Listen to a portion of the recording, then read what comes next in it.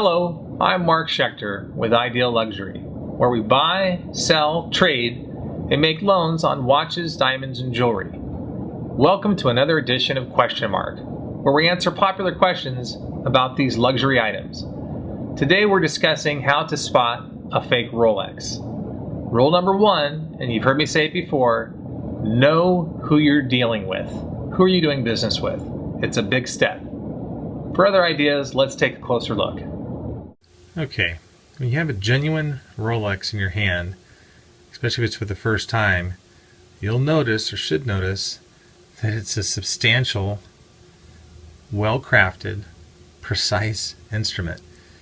It should feel like something of significant value, something that is worth thousands of dollars. It's going to feel heavy.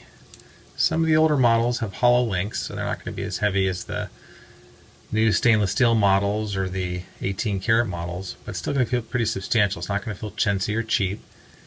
You rotate the bezel, it should rotate. In this example, we've got a stainless steel Submariner 16610, probably the most commonly replicated or counterfeited Rolex. So I unscrew that crown. Rolex invented the waterproof crown. It'll pop out. That gasket's nice seal to it. You wind those gears. You can feel them grab, hear them grab. Again, you'll hear me say the word precise because it's synonymous with Rolex for a good reason. Take out that crown to the last stop and wind those hands.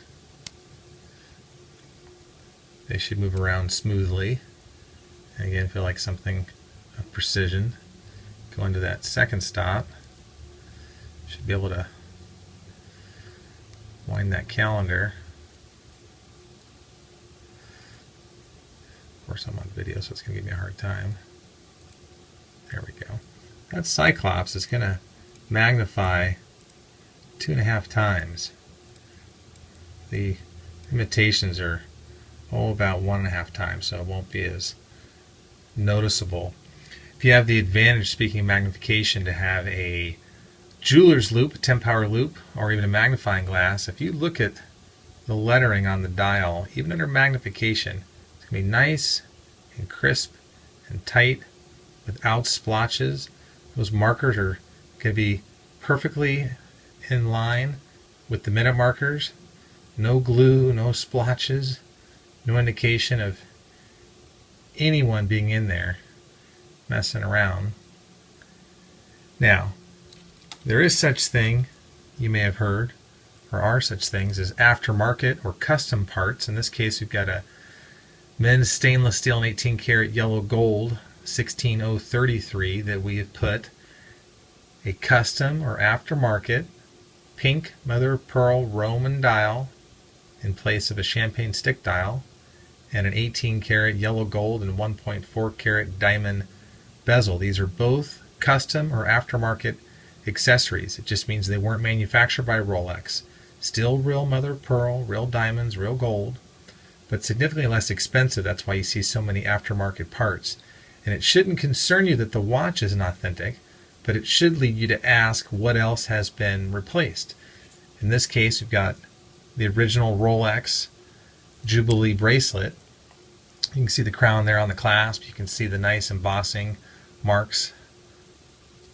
Sometimes they'll wear out and somebody might put a replacement bracelet on it because they're so much less expensive. Just need to ask. You start seeing aftermarket parts, you should ask what else is aftermarket or replacement. Nothing wrong with aftermarket parts as long as it's disclosed, and it does not automatically mean that a watch is not authentic. But in contrast, if you were to loop this dial, you're going to see splotchiness. The letters won't quite be as crisp, but you're not going to notice it with the naked eye, and that's why people will customize these watches.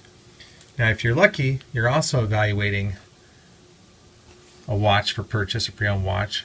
It's going to have its accompanying parts. See if we can get into focus there. And this is the outer white sleeve that covers the outer green Rolex box, nicely taped and sharp. They make their boxes very well. And those go to protect the inner green box. One thing about buying a fine watch is you usually end up with a fine watch box. You can see the markings on the back, everything crisp and clear. very substantial, and hopefully, and in this case, we have some accompanying parts. We have the original warranty certificate. I'll get to that in a second. We've got a warranty care book, as well as the instruction manual. This is for a newer 116-233 Datejust, ironically. You get the warranty certificate. Now, if it doesn't have it, doesn't mean it's not real, but it certainly helps if it has it to go a long ways to authenticating it. You're going to get the model, the serial number, maybe a description of the dial. You're going to get indication of where the watch was sold and who it was sold to. We're going to block these out to protect their privacy. But even when the warranty is null and void, this can go a long way to authenticating it and generating some value. It looks like we also have protective cloth, cleaning cloth, and we have our hang tags. This red hologram hang tag is ubiquitous. It's the same from watch to watch. They've been using those for years. And then the green hang tag, if you're lucky enough to get it, actually will have a sticker that corresponds to the papers as well. So again, all these accompanying pieces can go a long way to authenticating the watch. You don't have to go to a Rolex dealer to get an authentic pre-owned Rolex watch, but you do need to ask yourself a few questions. In summary, is it substantial? Is it precise?